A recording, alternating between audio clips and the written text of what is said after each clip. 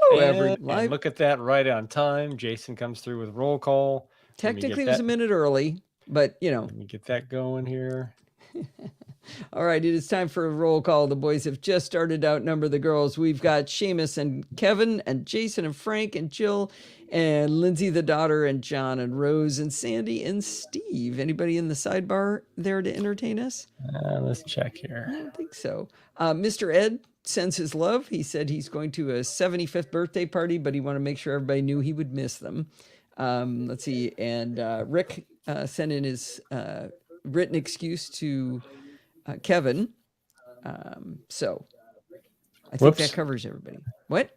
I've got something playing live here. I need to go nail that down. Oh, there it is. It's playing through my speakers. Yeah, I can hear it.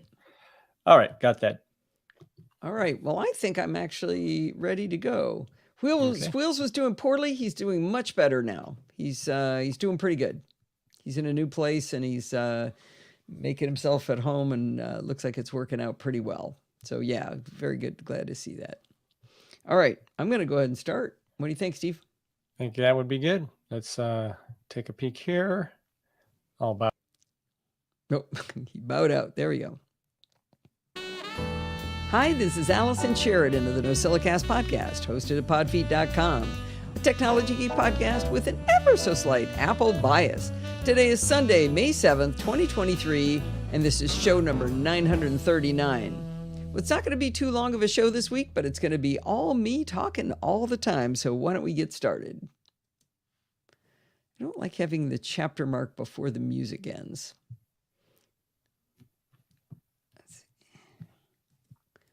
All right, chapter mark. Yep, show 939.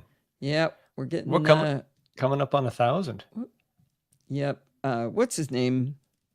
Dave Hamilton's going to beat me, though. Yeah, he was doing multiple per week, right? Yeah. For a while. Which, I mean... Yeah, that counts. That's legit.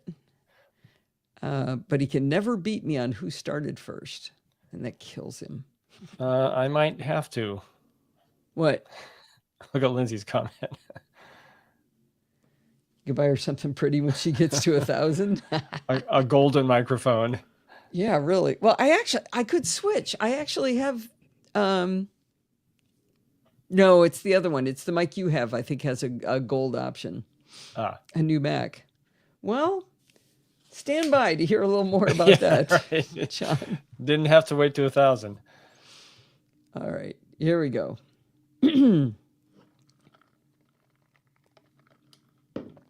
Let's see.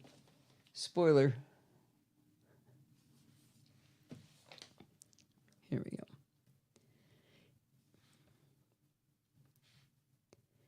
In October of 2021, I threw my money as fast as I could at Apple to get my hands on the new 14-inch M1 MacBook Pro. When it arrived, it was as glorious as I'd hoped. It made me happy that my 16-inch MacBook Pro, which was only 2 years old, went into the hands of my daughter Lindsay, and that she loves it as well. I kept my older 2016 15-inch MacBook Pro as a backup. Sadly, after only a few months, I started noticing that my battery was draining really quickly for an M1. Instead of getting the 11 hours on wireless web that was touted on the sales page, and frankly reported by everyone else with the new M1 MacBook Pro, I was getting far less. I battled the problem on my own for a while because who really wants to make a trip to the table of sadness or even the phone call of sadness? By March of 2022, I couldn't stand it anymore, and I started working with Apple. We went through all of the usual hoops up to and including doing an over-the-top install of macOS. I didn't do a clean install because I'd done a clean install when I got the machine only 5 months earlier. I battled this ever-worsening problem until finally in August of 2022 when I convinced Apple to replace the battery. By that time, it was losing 50% in 5 hours when I wasn't even using it. The battery capacity had dropped from 100% to the low 90s. I was sure glad I had the spare 2016 MacBook Pro to use while my baby was gone getting a new heart. I'm supposed to say... Is that 2016? Yeah, that's right. When I got the 14-inch back, they had wiped the drive. Not quite sure why they had to do that, but you always have to assume Apple will whenever they do any repair. So here I was, not even a year later, doing yet another clean install. Now remember, When I do a clean install, it is a squeaky clean install. I installed every single application from scratch, and I didn't move over any kind of settings or anything. All I did was move my data, and I downloaded everything fresh from the web. So it was a truly clean install. Well, my joy at a fresh battery waned quickly enough. By the beginning of this year, the battery was yet again draining quickly. When using the Mac on battery while doodling around on the web in the morning, I was losing around 15% per hour. While that calculates out to 6.5 hours, which would have been amazing for an Intel-based Mac, it's barely 60% of what the specs say I should be getting. Again, I tried desperately to figure out what was wrong on my own. I took metrics at every change I made. I combed through console logs till my eyes were weary. I'm actually not sure why I even bothered to look at those logs. I've never in my life been able to find the root cause of a problem by looking at console logs, but you know, a geek's got to try. Recently, things took a dramatic change for the worse. We were back to this problem of the battery plummeting while asleep. And by plummeting, I mean, again, losing 50% overnight. It was time to begin the horror that is calling for tech support. Now, AppleCare really is pretty good, but it's so just emotionally draining to have to talk to people on the phone at all, and then to convince them to care about your problems is even worse. I started with Oshana, and she escalated me to Senior Advisor Camila. I explained to Camila that my 5-month-old battery was down to 95% capacity, and it was draining while using it and while it was asleep. She tried to convince me that 95% battery capacity at 5 months was completely normal. However, she did agree to run hardware diagnostics, but as usual, that revealed no problems with the hardware. As a long shot, I even went to the Apple store, and I spent time at the table of sadness with Carlos. He was sympathetic, but his hardware tests also couldn't find anything wrong. After I recovered from my visit to the Apple store, I called Apple again, and I talked to Felicia, who forwarded me to Senior Advisor Kareem. I spent more time on hold working with him than I enjoyed, but we worked on my problem for 1 hour and 42 minutes total. I gave him piles of diagnostics, from spin dumps to console logs, screenshots of my battery drain, and he bundled that all up with his hardware diagnostics and sent it off to engineering. He said he'd call me back in 5 days. Kareem didn't call me back. After a week of waiting for Kareem, I called AppleCare again, and I got Senior Advisor Michael when I called back on April 20th. Let the record show that I called Apple on my birthday, for crying out loud. Michael told me something interesting. He told me that engineering had studied all the logs and found that my Mac was waking every minute throughout the night. My Mac basically has sleep apnea. Michael at this point was the first person I'd talked to who said that I should be getting far better battery life than losing 15% per hour. I liked Michael. He asked me a few questions, one of which was very curious. Engineering wanted to know if the problem happened on other networks. I told him I was pretty sure it does, but I wasn't completely sure. He took more data from me and said he'd call me back in a week, when engineering should have gotten back to me with more ideas. Michael didn't call me back. On May 1st, I called back to Apple and asked Burnell to get me to another senior advisor. I was rewarded with my favorite advisor so far, Margot. Now, why do I like Margot so much? Because she's the first person to say that my battery capacity dropping to 94% in 7 months is not normal. So Michael said losing 15% per hour isn't normal, and Margot says having the battery capacity drop so much is also not normal. Throughout all of these shenanigans, I've had the feeling that the root cause had to be something I've done. Some piece of software, some automation, some combination of tools that only I could dream up had caused my problems. But Margot had new feedback from engineering, and they are not asking any questions about software. Instead, they asked me to run a series of tests. Now, when I wrote up the article for the web, I did not yet have my answers to these questions, but I did finish all of the tests today, so I'm going to be able to answer these questions live here on the show. Well, you're hearing it recorded, but the live audience is hearing it live. So the first question was, does this issue continue with PowerNap disabled? No, this is an Apple Silicon Mac, and PowerNap is only available on Intel. Second question, does this issue persist on multiple known good networks?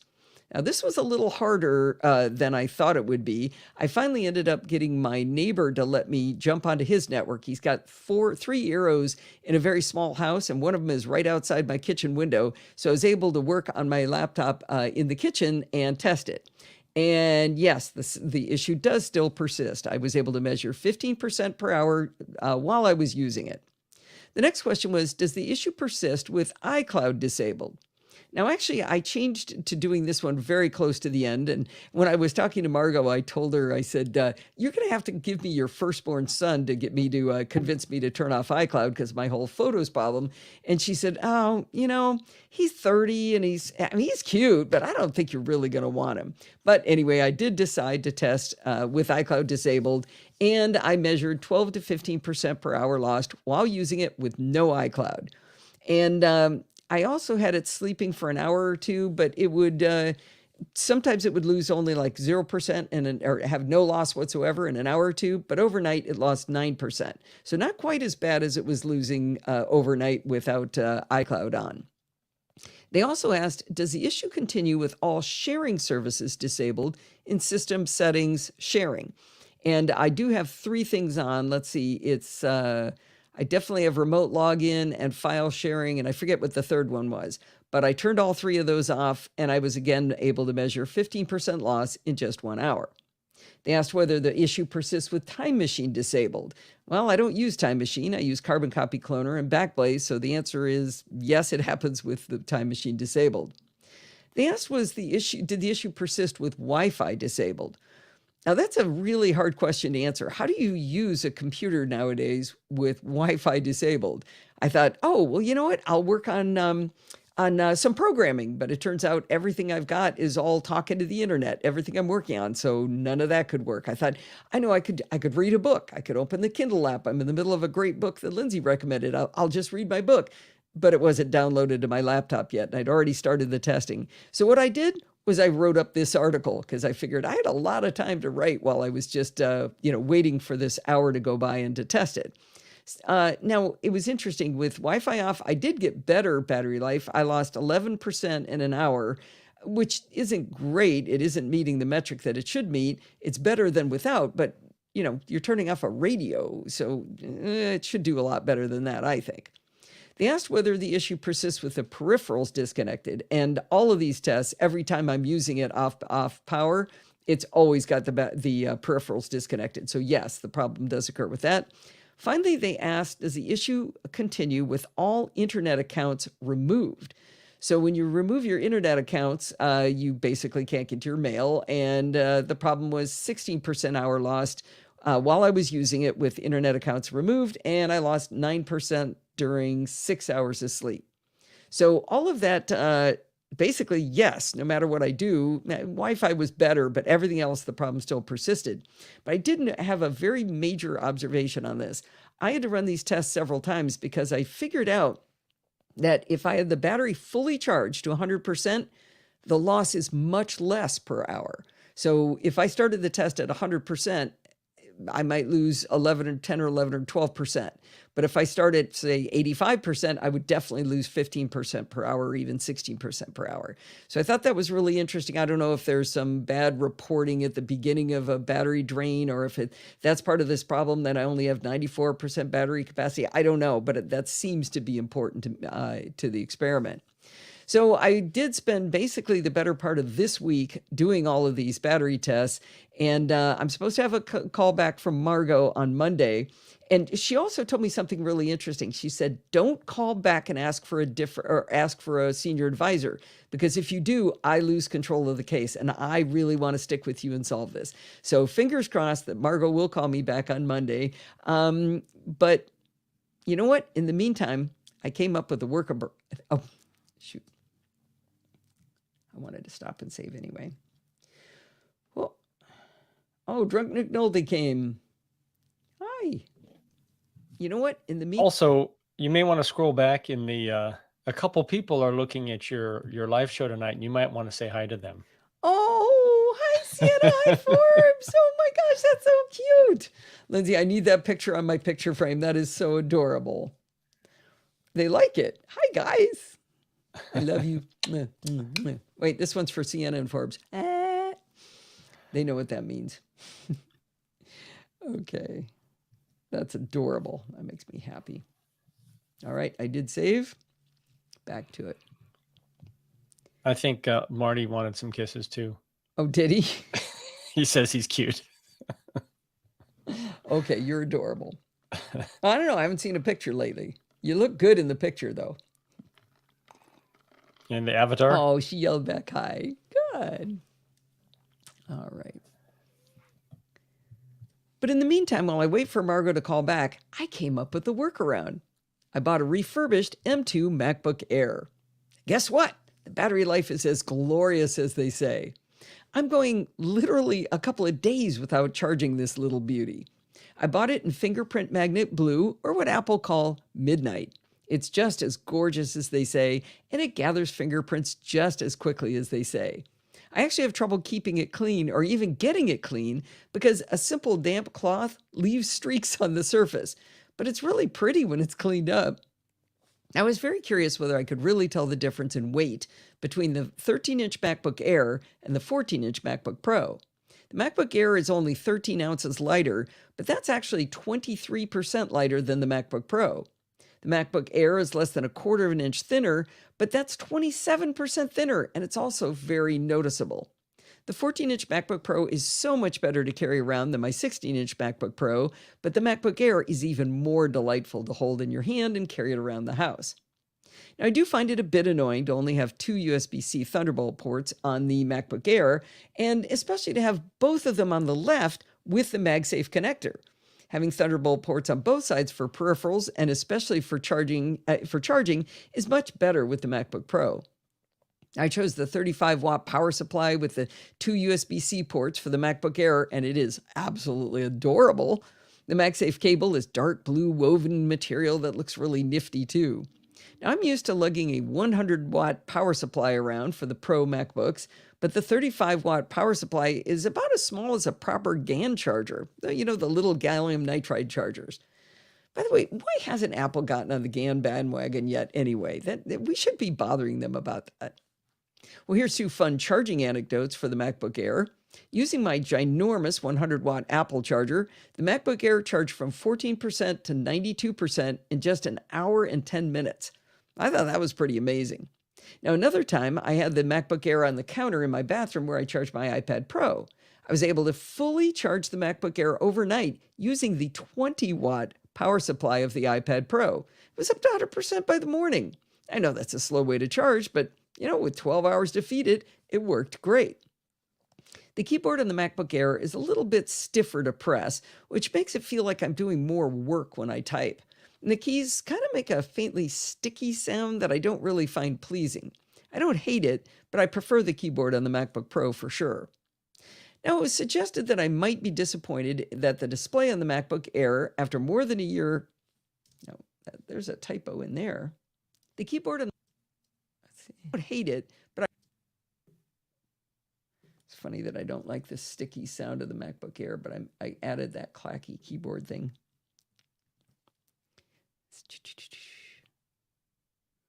Do you see the paragraph, Steve, that starts with, "It was suggested"? That I might be disappointed that the display on the MacBook Air, after more than a year with amazing... I think it should be, would be disappointed with the display, not that the display. Okay. Thank you, dear. Now, it was suggested by someone, I forget who, that I might be disappointed with the display on the MacBook Air after more than a year with the amazing screen on the MacBook Pro. I gotta say, I haven't noticed any difference at all. There is a difference, but I don't really see it. The screen size of the MacBook Air is only a smidge smaller at 13.6 inches versus 14.2. The MacBook Air has an LED backlit display with IPS technology, while the MacBook Pro has the Liquid Retina XDR display with ProMotion. I tried really hard to look at the two side by side, different kinds of things like images, scrolling text by really quickly, but to be perfectly honest, I don't think I can see the difference. I've always known that I'm not worthy of my Pro Display XDR, and I guess this proves it if I can't tell the difference on a laptop. I'm not sure what place the MacBook Air will have in my life going forward. Will it be my doodle around on the internet while in bed with my morning coffee machine? Will it be my TV watching device on the couch in the evenings? Will it be my throw it in my bag just in case Mac for when I go to a friend's house? Will it be my road Mac? What if I discover that it can actually do the live show and I wasted a lot of money buying a Pro Max MacBook Pro? That's kind of scary to think about, but I'm going to test it. I'm also still working on how to replicate the environment I have on the MacBook Pro. I know other people live happy two-computer lifestyles, but I still haven't settled on what should be only done on the MacBook Pro and what can be done on either Mac. The most important thing is that I can start my blog posts on either Mac since I use Bear for my rough drafts and it syncs beautifully via iCloud. But my final posts are done in Mars Edit, and Mars Edit doesn't have any kind of syncing when a blog post is in draft mode. To use Mars Edit on two Macs, I'd have to always push the drafts to my blog and remember to refresh before starting to work on it again on either one. If you're a programmer, it's like using Git to work on the same project on two Macs. Pull first, make changes, then push. It's not hard, but it takes some discipline. Most of my other crucial tools either sync through iCloud or don't require syncing, and it'll be great fun to figure out what I can do with the new MacBook Air. I'm hoping to get to parity between the machines eventually, but it'll probably take a while. I do have another excuse for buying the MacBook Air. Well, I did save $260 by going with a refurb from Apple that was on a 2 terabyte model. That still doesn't justify dropping $2,500 using AppleCare, or including AppleCare, I should say. Steve and I both had 2016 MacBook Pros. His was a 13. Clumsy.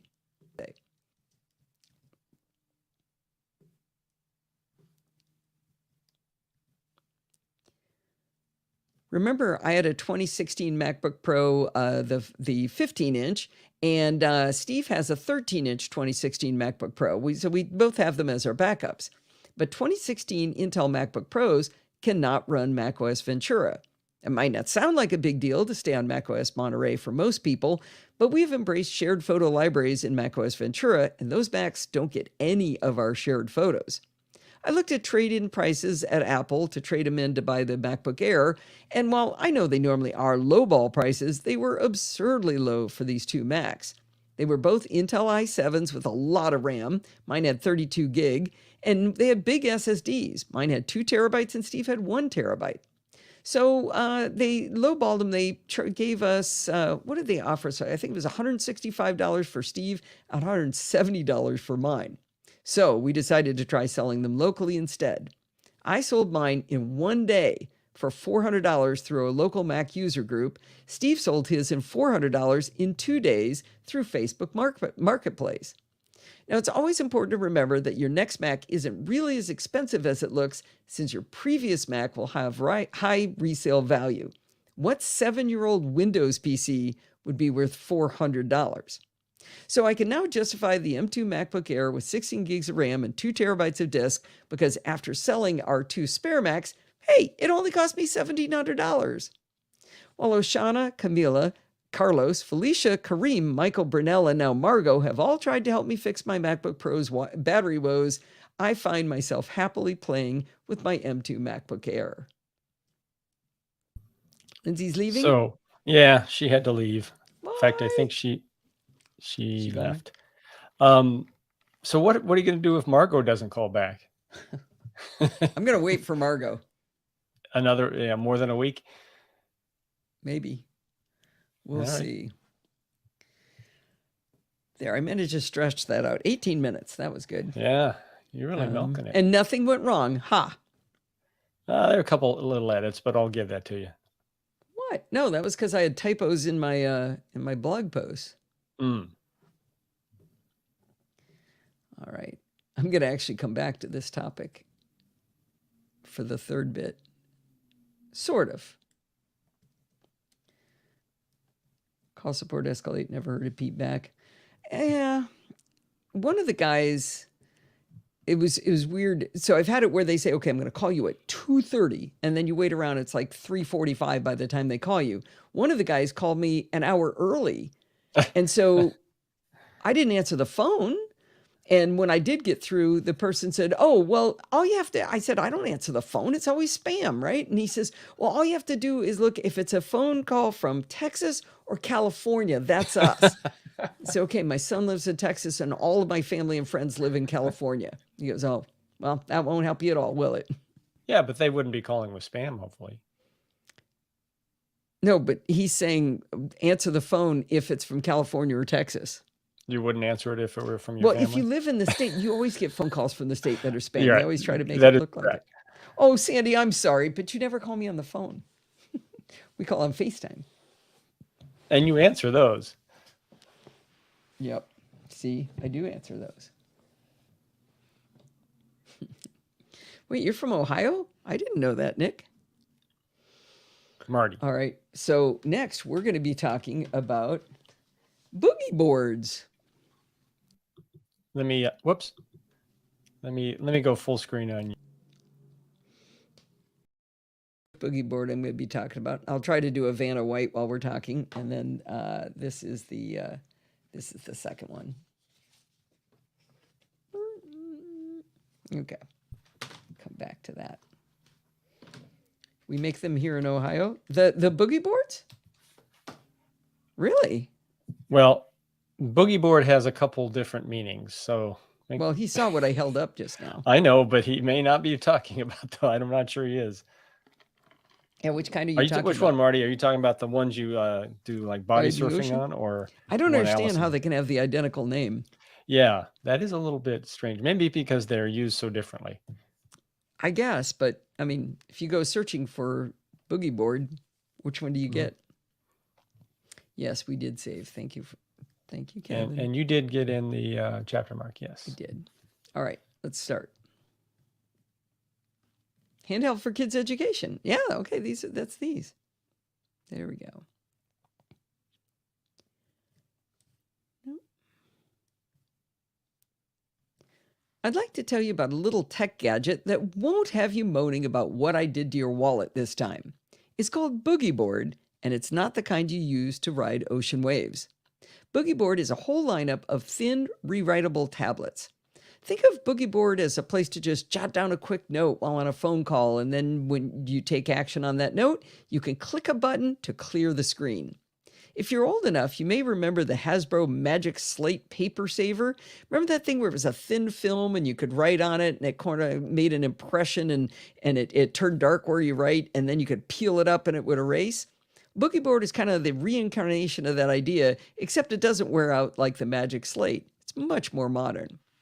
The boogie board I have is the Jot writing tablet in Jot Pink, of course, for $25 from myboogieboard.com. It's 8.5 inches tall, 5.5 inches wide, and it's only about 1/8 of an inch thick, like 3 millimeters. It's really, really thin. It's also super light. I weighed it, and it weighed 3.8 ounces. It comes with a small plastic stylus that clips into a little slot below the screen. If you misplace the stylus, you can actually write on any boogie board with your fingernail. I also got the neoprene sleeve for the Jot writing tablet, which was another $10. I like the sleeve because it ensures the stylus stays in place and it protects the screen when I carry it around. Now, when you scribble your notes and drawings on the Jot boogie board, the text is a light turquoise color. It's legible, but it's not super crisp, as maybe you'd expect from a full screen tablet, like an iPad. Then again, it's $25, it's 3 millimeters thick, and its whole job is to be erased after writing. The back of the Jot writing tablet has 2 magnets so you can stick it to the fridge and write reminders to the family. After you no longer need the note or drawing you created on Boogie Board, you simply click the button at the top and your Boogie Board is perfectly clear again. This does mean you need to make sure not to click it until you're sure you've finished with the information. One day I was using it and I had it upside down so the button was at the bottom, and I accidentally clicked the erase button with my palm. I won't make that mistake again, I hope. Well, the one thing I wish boogie boards had was the ability to erase just part of what I've written. The Blackboard line of boogie boards does, in theory, allow you to erase part of the screen. I bought the note-size version of Boogie Board's Blackboard Smart Scan Reusable Notebook, which runs $30. It's slightly larger with a 5.5 inch by 7.25 inch screen, and it sports a heftier stylus with an eraser. The stylus sticks to the Blackboard magnetically. Now, that sounds like a good thing, but I often pick up the Blackboard only to find the stylus has gotten knocked off. I don't lose track of the stylus on the Jot nearly as often since it clicks into that little slot. Now, I was actually disappointed in the Blackboard's erasure capabilities. It has this rather involved calibration process where you write a list of numbers down the screen, and then you click 2 buttons on the top, erasing 1 number each time you click the buttons. When you start, the eraser just kind of smudges over the numbers. And that doesn't look very good, but each time you click the 2 buttons, the text gets slightly dimmer, which also makes the smudging dimmer. You're instructed to keep clicking and testing erasure until you get down to an acceptable balance of dimness of your text and lack of smudginess from erasing. In my experiments, I never found what I would call an acceptable balance. I want the displayed writing to remain bright and the eraser to completely erase what I've written, and that's not really how this works. I talked to customer support, and a lovely gentleman named Chris helped to make sure I was following the process correctly. When he determined I was following the steps but wasn't happy with the results, he offered to send me a different boogie board to replace the blackboard and didn't make me send back the blackboard. That's how I ended up with the Jot, which I find quite pleasing. But here's the interesting thing. There's something I really like about the blackboard that has led me to use it pretty often in spite of not being able to erase. The blackboard's display is actually semi-transparent, unlike the fully opaque display of the Jot. On the back of the blackboard, you can slide in different templates to change the background. It comes with 2 pieces of stiff plastic-coated paper. One has a grid of dots on the black background, and the flip side is solid black. The second one has white grid lines on black, and on the flip side, it has white lines on black. With all of these options, the Blackboard Boogie Board has become our tool of choice to use when playing card games. We have this new game from Steve's mom called We See, OUISI, in which you lay out a series of cards with pictures on them in a 5x5 grid. As the dealer, you choose 5 cards that you're trying to get the other players to guess by saying just one word to describe them. You have to keep track of which cards you choose, which is harder than you would think to remember which 5.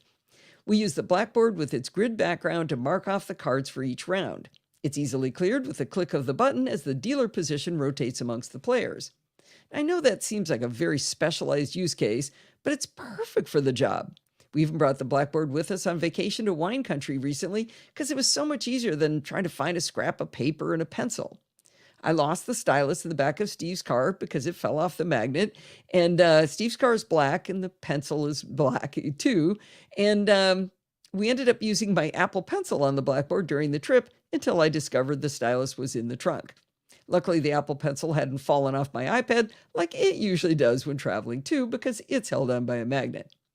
Because the blackboard is translucent, the writing on it isn't quite as bright as the Jot, but those changeable templates give it value for me. I guess I should confess to Chris that I'm using both of the boogie boards. Now, before I ever bought a boogie board for myself, I bought 2 of them for 2 of my grandkids. Forbes was 6 at the time, so I bought him the Jot Kids Writing Tablet for $25. It's very similar to my Jot tablet, but it comes with a plastic protective cover, which seems like a good idea with kids. The only downside is that the Jot Kids only came in blue or orange, and I know he would prefer my hot pink version. Sienna was barely 2, so I bought her the Scribble and Play Kids Drawing Tablet for $30. The Scribble and Play is very different from the other boogie boards.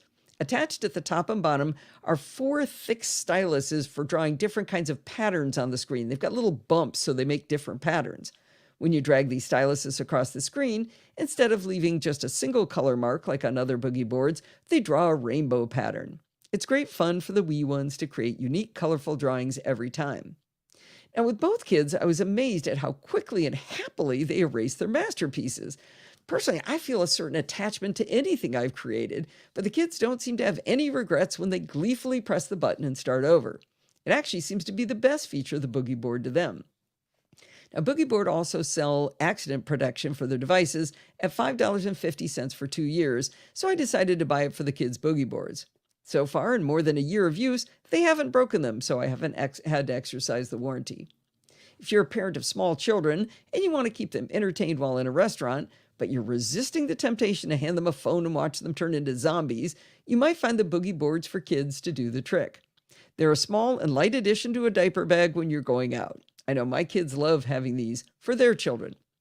Now, you may be wondering what powers the boogie board line of tablets. They have a thin, replaceable battery inside a nearly hidden little door. I only know that door is there because I went looking for it, or I never would have noticed it. Now, I said at the beginning that Boogie Board has a vast selection of tablets, and I was not kidding. I've described boogie boards that are more for casual use, but they also sell them for work environments. They sell a professional version of the Blackboard for $140 that uses a smart pen that allows you to transfer your notes through your Bluetooth-connected devices. Now, I do want to make a point. Someone on Mastodon that I tooted about this article, they said Boogie Board doesn't ship to Europe. So you might need to check in your country to see whether you can get these, because the person really wanted to get that smart pen. Anyway, Boogie Board even sells tablets pretty much for every need in between the ones for little kids and these higher end business ones. They even sell the technology in what I would call reusable sticky notes. They call them Versa Notes, and they're small round squares of the same thin film material as the tablets, but in different colors. Each has a tiny button in the corner so you can erase the note, and behind that button is a magnet so you can put these on a refrigerator, a file cabinet, or maybe a magnetic whiteboard. The 4x4-inch starter pack comes with 4 different colored Versa Notes for $25, and they come with a stylus. You can buy more expansion packs of 4 more without the stylus for $17. You can also get Versa Notes in 4x6-inch size for a little bit more money. I haven't tried them, but they look pretty nifty. Boogie Board have so many more options that I've even described here. I highly encourage you to go to myboogieboard.com and check out all of the kid and grown-up versions of this useful technology. The best way I can describe how delightful Boogie Boards are is via this anecdote. We had our friends Diane and Bill over recently, and we played the game I described earlier.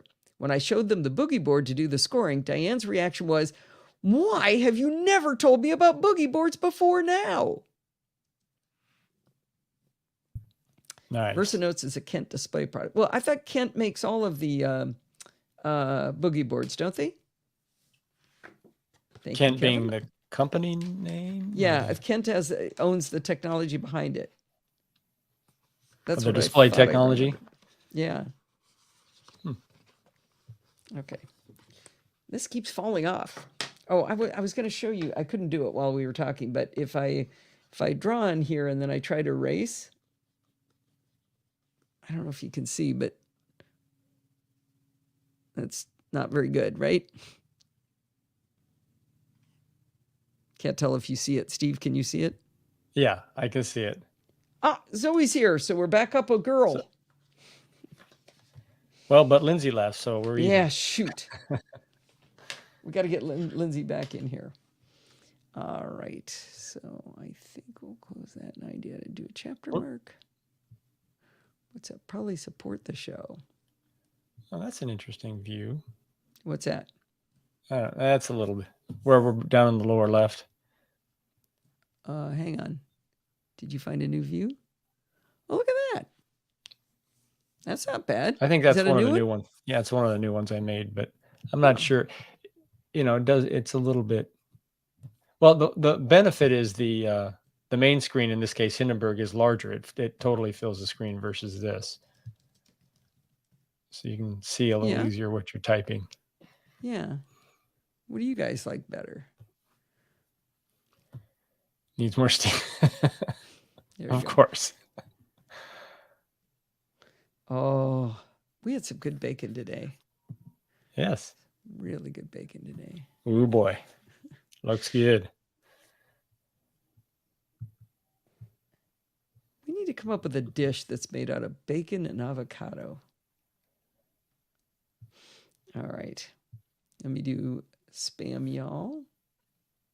Spam. BLTA. Yeah. We don't make BLTs very often, BLTAs very often. As much as it pains me to say, I would rather see Allison over the Hindenburg screen. Yay, he loves me. He really loves me. Okay, here we go. Here's the ad.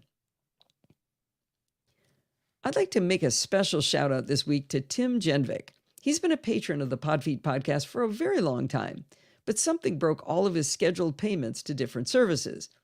Now, you know how that when that happens, it'd be really easy to just let the support of the show slide. But instead, he made a point of going back to podfeet.com/Patreon and recommitting to support the work we do here. And that means a lot to me. That is an extra effort. It's not accidentally still giving some donation to keep the show going. He did it on purpose the second time.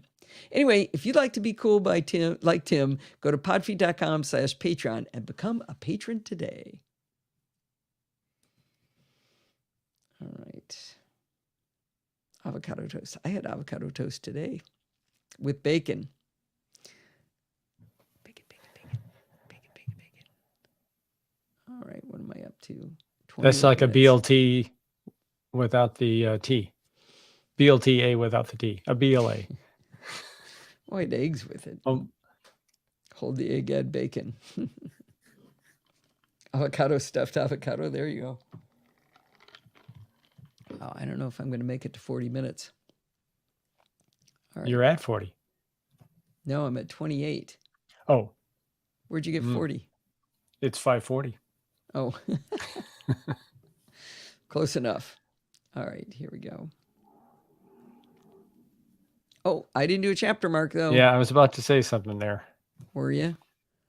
Kevin did remind us, but that was a minute ago. Yeah. That would have been from the previous one. Okay. No. No? Did he from this one? A minute ago, you were still yapping. Yep. Copy. Hominy. Ooh, that's pretty. Ooh, that is pretty. That's avocado toast. That's probably your $40 avocado toast right there.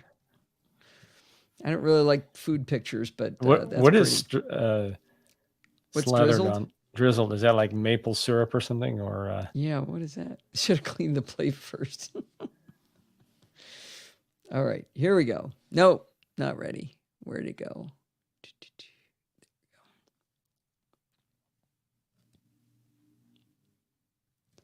iCloud is Apple's superpower. I've been planning on writing up how much I take advantage of all of the integrations Apple give us between our devices. The subject came into even sharper focus when I was conducting these experiments at Apple Engineering's behest to solve my pesky battery problems on my M1 MacBook Pro. Like I said before, the most annoying experiment they had me do was to sign out of iCloud and then check the battery drain. I knew it would be torture, if only because it takes nearly a week for my Mac to regain access to all of my photos, but I didn't really think about how much doesn't work when you're signed out of iCloud. As you might expect, I lost access to my Apple ID email. I recently converted my personal domain email over to iCloud as well, which means Mail lost access to my podfeet.com email as well. The only email I see is my Gmail account, and that's not used much for more than some Google services, and I get notifications from my website. Now, I'm not a big fan of Apple's Messages app, and I vastly prefer Telegram, but a few of my friends, like David Roth, and some of my family still use Messages. Apple warned on their support page that signing out of iCloud will stop iCloud's syncing of messages, but I was really surprised that it completely logged me out of Messages altogether. Oh well, guess I just wouldn't chat with those folks while I was doing that experiment. One of the slickest parts of throwing money at Apple for iCloud Plus is that you can sync your documents and desktop across all of your devices. Until recently, I primarily use one Mac, but more than once it's been super handy to get to my files on the road from my iPad or iPhone. Using the Files app, I can browse my documents and desktop just as easily as I could browse Dropbox or Google Drive. I keep my weekly podcast files in my Documents folder, which meant when I was signed out of iCloud, I literally could not work on the podcast. I couldn't get to my audio files, I couldn't get to screenshots for blog articles, and I couldn't get to listener contributions. I felt like I was working with both hands tied behind my back. Now, my friends and family are big fans of Find My and especially Find Friends. Sure, it's great to track my devices, like with AirTags at an airport, but really often I use it as a way to find out if now would be a good time to call someone. If I look at Find My and I see Bart is on a mountain, it's probably not a good time to ping him with a question. If I'm going on a walk and I see that Pat Dingler is at Disneyland, I probably won't call her to entertain me. If I see Lindsay's on her drive home, I will call her so we can entertain each other. Kyle has a gruesome commute, so if I time things properly, I can call him when he's on the most boring part of his drive to keep him awake. It's also fun to see when our buddy Ron is someplace wild, like when he was in Easter Island this week, and doing that using Find Friends. But you know what? When I was signed out of iCloud, I couldn't see anything in Find My. It made sense, but I missed it. My calendar was empty too. I felt like I had nothing to do. My contacts were empty. I felt like I had no friends. I had no reminders, so I just took a nap. I'd been tracking the progress of my battery tests in Apple Notes, but guess what was empty then? Yeah, I had 0 notes available. I had some out-of-date apps from the Mac App Store, but I couldn't do anything about it because I would have to sign into iCloud to get back into that. You can't even unlock your Mac with your Apple Watch if you have iCloud turned off. Now, Apple has vastly improved iCloud syncing for third-party apps in recent years. You used to hear the developers complaining all the time about how janky it was, and they would always get blamed if iCloud syncing messed up. But no longer do I hear developers complaining about that. In fact, more and more of my apps offer iCloud syncing so the developers don't have to manage their own syncing services. But when I'm signed out of iCloud, that meant that a whole bunch of my apps were far less useful. I use Keep It from Reinvented Software as my storage for my brain. It's kind of like an Evernote replacement. Every little nuance I learn in Programming by Stealth gets stored in Keep It. It has all of my podcast logos. It's the canonical source of all the jingles for my podcast. I keep notes in there when I'm working on my podcast. Every little tweak of my OS is recorded in Keep It. And Keep It syncs through iCloud. That's been great because I can get to all of this information in the mobile version of Keep It. When I opened Keep It after turning off iCloud, my only choices were to open the app were try again, turn off iCloud, or quit. I kind of had a bad feeling about what happened when I would turn iCloud back on, but it actually worked okay. I use CopyM as my clipboard manager, and while it still worked while signed out of iCloud, this one Mac was on an island of its own. I can't copy something on that Mac and then use CopyM on my iPad or iPhone or second Mac to paste. Keyboard Maestro seems unperturbed by the lack of iCloud, but it was also stuck in a static configuration until iCloud syncing is back. I hope it was okay. It seemed to come back normally, but if iCloud didn't exist at all, that would make using Keyboard Maestro across 2 different Macs really difficult. I write all of the blog articles for podfeed.com in Bear for 2 reasons. One, because it supports Text Expander even on iOS, so I could write on my iPad and use my beloved Text Expander. But the second reason is because it syncs through iCloud, so I can seamlessly jump from my Mac to my iPad and back, and now to my new Mac. Guess what didn't sync on my MacBook Pro during the tests? The very article I'm telling you about right now.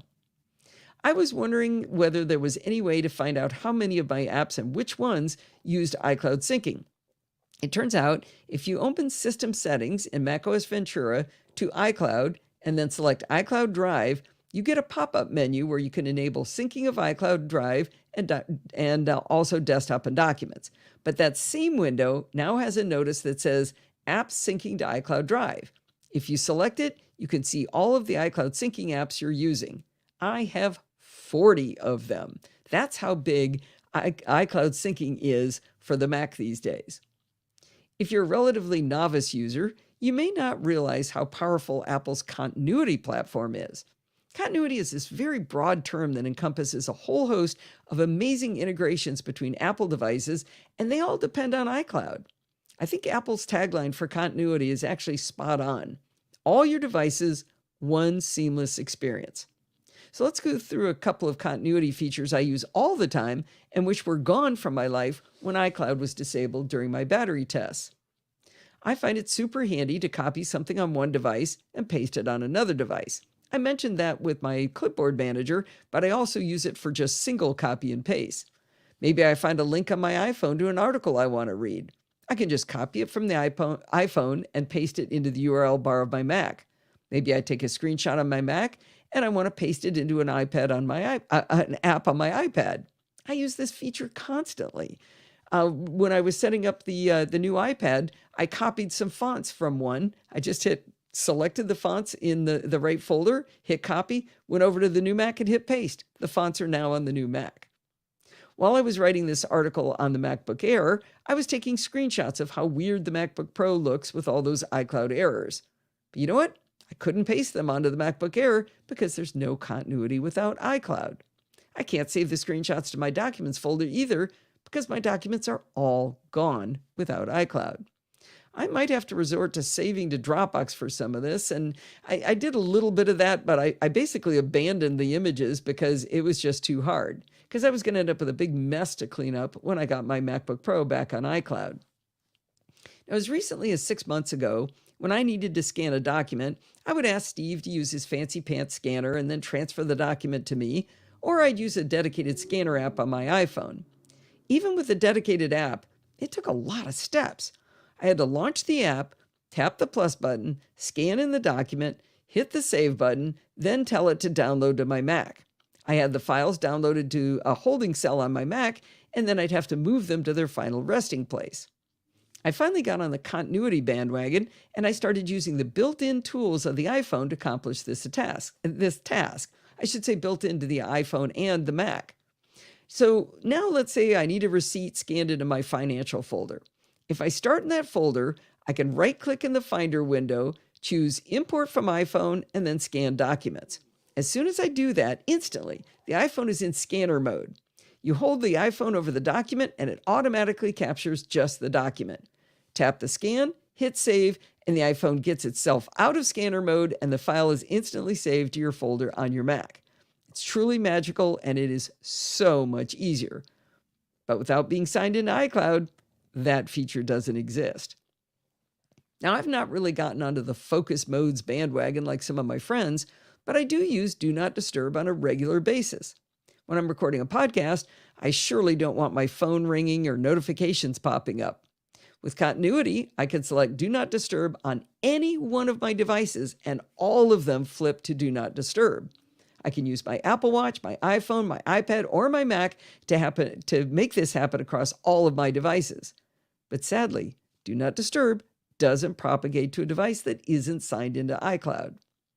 Now, there's a lot more continuity features out there, but to be honest, I've not become dependent on them.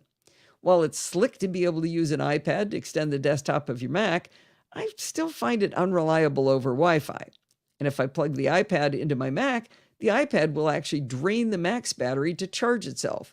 I don't know how to have it not do that. Maybe a data-only cable. Maybe I should see if I can find a data-only USB-C cable. I wonder if that would work. Anyway, the iPad just sucks the Mac's battery dry. And that's not exactly what I'm looking for right now. But in any case, this feature depends on iCloud too. One of the coolest new features in continuity is continuity camera. But for the life of me, I can't get my iPhone to act as a camera consistently either.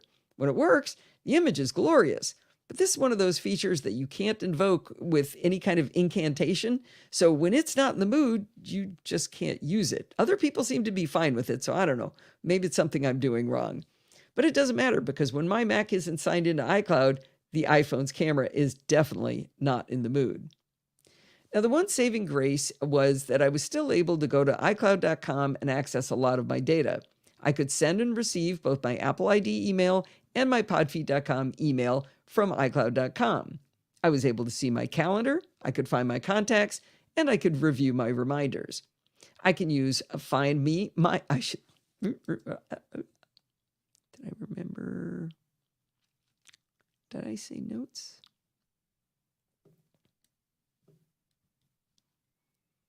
I was able to see my notes, and I could use Find My to track my devices, but I wasn't able to stalk my friends and family, so that was kind of a bummer. I was able to see all of my photos inside iCloud.com as well. Now, it's comforting to see all of this in iCloud.com, but it definitely is not the same as using the native apps. Now, it's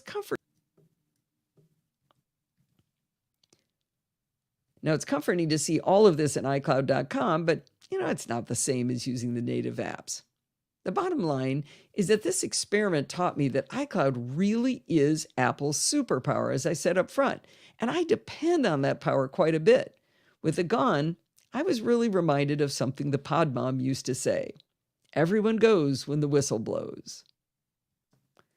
Whew, made it to 40 minutes. Oh, you did? Let's Yep. check you. I can't quite read them. I'll trust you. What do you mean you're going to check me? Really? You're the one who said I had taken 40 minutes. All right. Actually, you're up to 54. Are you guys trying to help Sandy with her HomePods? Oh, no, you're going to call Apple? Pray for me. There's been a lot of talk about sausage here in the recent past. Why? But yeah, I know. Why was there sausage? I wasn't making Well, sausage. yeah, it was. We were in the pork family, and we kind of migrated from bacon to sausage, and Oh, and and Kevin grits. Bacon. Thank you. Oh, okay. And Marty reminds us grits. There was a lot of grit talk in there too. Can you guys see my sausage grinders from here? Let me see if Kevin I has the weirdest sense of humor. Let's see if I can make sure everybody is keeping it. Let's see. There and there. If I get it to focus way back here. All right. Let me bring it home here, guys.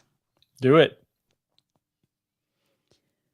Well, that is going to wind us up this week. Did you know you can email me at allison@podfeet.com anytime you like? I actually answer people. Well, when iCloud's not turned off, I do anyway. If you have a question or a suggestion, a dumb question, you can send it on over. You can follow me on Mastodon at podfeet at chaos.social. I am super active over there, having a great time. Remember, everything good starts with podfeet.com. If you want to join in the conversation, you could join our Slack at podfeet.com/Slack, where you can talk to me and all of the other lovely Nosilla castaways. If you're listening to Programming by Stealth, that channel is super hot. Lots of stuff going on, but the best channel is actually Delete Me because Alistair posts the best stuff in there. It's a lot of fun. Anyway, you can support the show like Tim did at podfeet.com/Patreon or with a one-time donation at podfeet.com/PayPal. And if you want to join in the fun of the live show, where for a couple of brief moments we actually had more women in the chat room than men, head on over to podfeet.com/live at Sunday nights at 5 p.m. Pacific time and join the friendly and enthusiastic Nosilla castaways. Thanks for listening and stay subscribed. I do not need a bigger sausage grinder. Yeah. We don't actually use it too much for the actual grinding. What? Okay, that's a disturbing. I'm not going to hover and see what that GIF is doing. Oh, I will. That is disgusting. That reminds me of Everything Everywhere All at Once when her fingers turned into sausages. The sausage fingers, yeah. Thanks for listening and stay subscribed.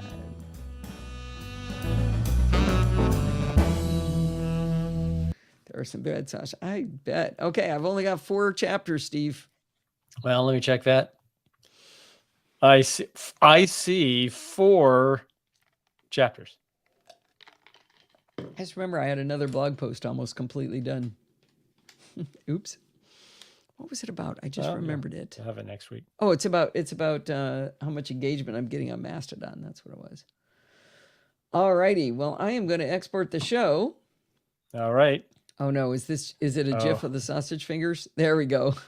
That was such a weird movie. It really was. I do not understand. I mean, I liked it. I think I fell asleep though towards the end, and then when I woke up, I went back and watched the ending. But that was a weird movie. It was odd, yeah. I mean, I'm happy for the people who won. It was kind of cool to see Jamie Lee Curtis in particular. Everything, everywhere, everywhere, all at once. Yeah, it's actually all of those words. Yeah. Technically, it involves the multiverse, which you would never kind of expect. I think it won the Academy Award for Best Picture, did it? Yeah, it won Best Picture, it won Best Actress, Best Supporting Actor. Didn't win Best Actor. But Jamie Lee Curtis won her first Academy Award, and it is one of the most heartwarming, wonderful acceptance speeches you've ever seen. She even acknowledges her mom and dad, who I think were both nominated, but never won.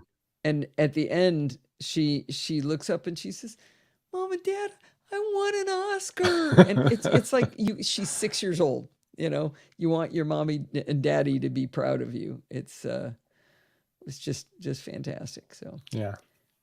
Jill, they just added new audio algorithms to Auphonic Leveler. Has this always been here? Maybe it just got expanded and I never noticed it. It's doing noise reduction now? And Auphonic Leveler, has that always been there? Filtering? I got a high pass filter, adaptive leveler. I've never noticed that was there. It got more fancy. I'm just going to do it. There's Jamie Lee Curtis.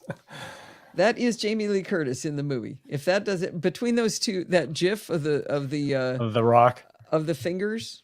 the fingers, the Rock, and her. Maybe that captures the movie right there. Those three GIFs. Okay, so Marty says he noticed at the last show he did. Okay, so it's been there for a little while, but I did not know. I don't think that was new. Oh, no. Oh yeah. Oh, and the donut. No, you got to do the. Is it a donut or is it a bagel? No, it's a bagel. It's a bagel. Is it a bagel or a donut? I think it's a bagel. I need a GIF of that for people to really fully understand how freaking weird this show was.